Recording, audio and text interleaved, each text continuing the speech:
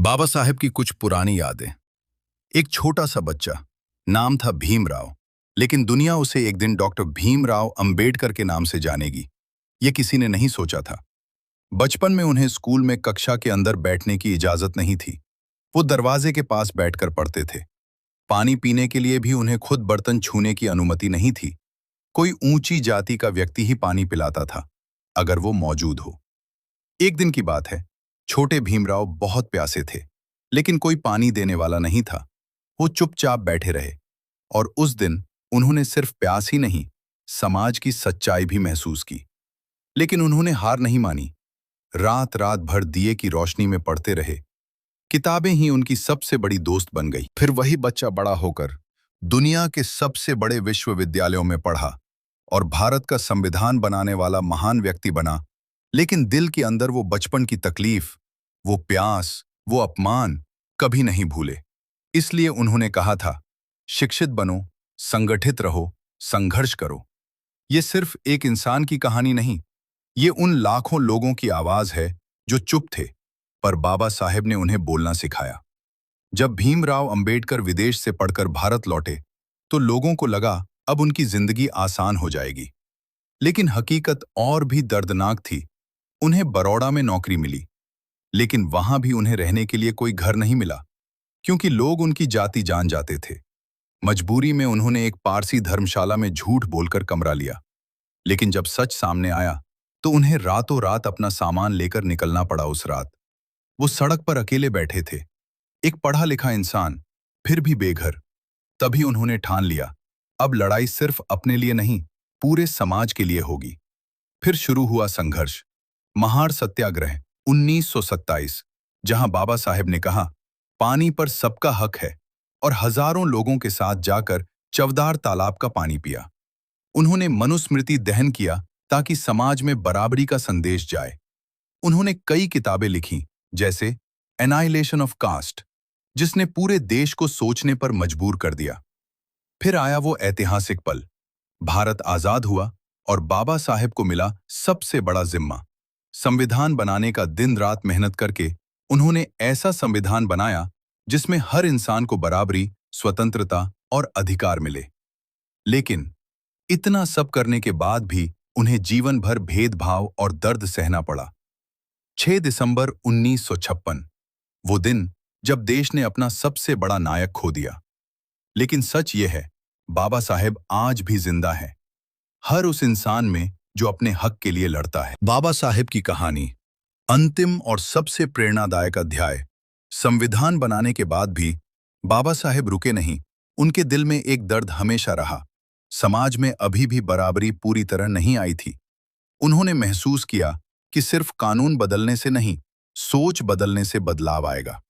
फिर आया सबसे बड़ा फैसला, 14 अक्टूबर 1956, नागपुर, एक ऐतिहासिक दिन। बाबा साहेब ने बौद्ध धर्म अपनाया और उनके साथ लाखों लोगों ने भी धर्म परिवर्तन किया। उन्होंने कहा, मैं हिंदू के रूप में पैदा हुआ, लेकिन हिंदू के रूप में मरूंगा नहीं। ये सिर्फ धर्म परिवर्तन नहीं था, ये था आत्मसम्मान और आजादी का ऐलान। उन्होंने अपने आखिरी दिनों में द बुद्ध एंड हिज धम्म किताब लिखी, जो आज भी लाखों लोगों को रास्ता दिखाती है। लेकिन 6 दिसंबर 1956, वो दिन जब बाबा साहेब इस दुनिया को छोड़ गए, पूरा देश रो पड़ा, हर आंख नम थी, क्योंकि एक ऐसा इंसान चला गया जिसने कमजोरों को ताकत दी, चुप लोगों को आवाज दी। आज भी बाबा साहेब जिंदा हैं, हर उस बच्चे में जो पढ़ना चाहता है, हर उस इंसान में जो अन्याय के खिलाफ खड़ा होता है। उनका संविधान आज भी हर भारतीय को अधिकार और सम्मान देता है। उनकी सबसे बड़ी सीख, शिक्षित बनो, संगठित रहो, संघर्ष करो। और एक और बात, जीवन लंबा नहीं, महान होना चाहिए। ये कहानी खत्म नहीं हुई, ये हर दिन लिखी जा रही है, तुम्हारे और हमारे कर्मों से।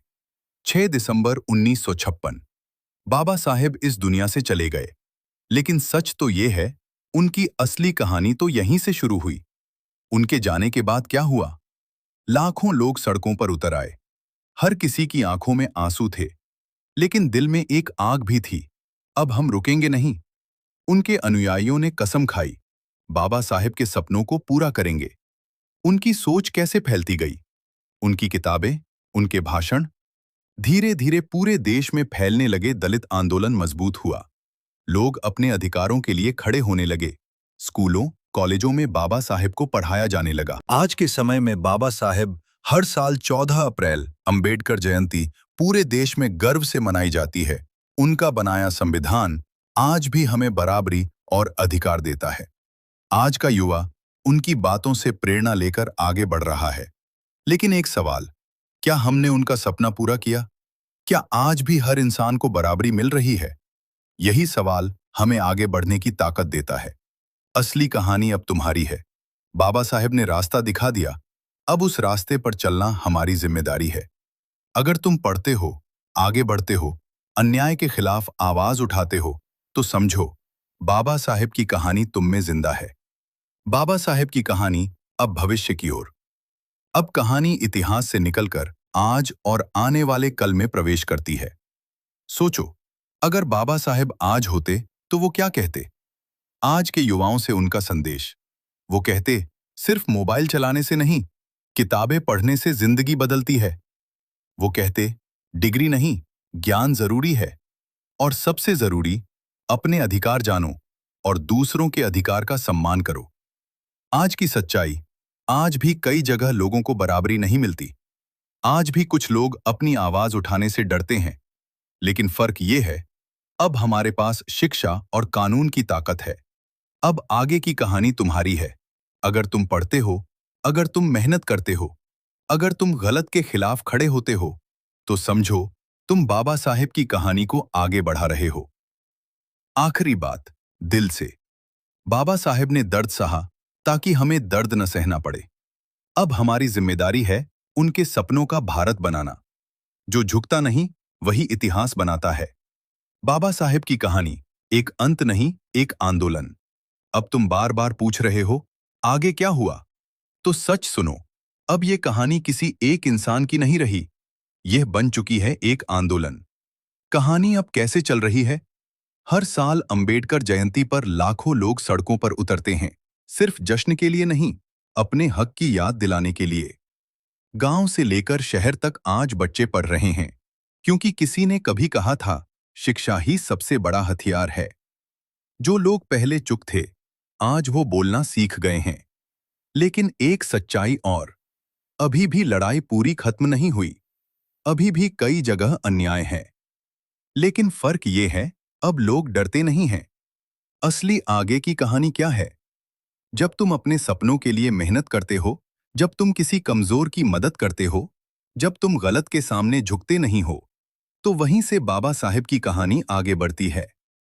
एक गहरी बात, बाबा साहेब ने हमें रास्ता दिखाया, लेकिन मंजिल तक पहुंचना अब हमारी जिम्मेदारी है।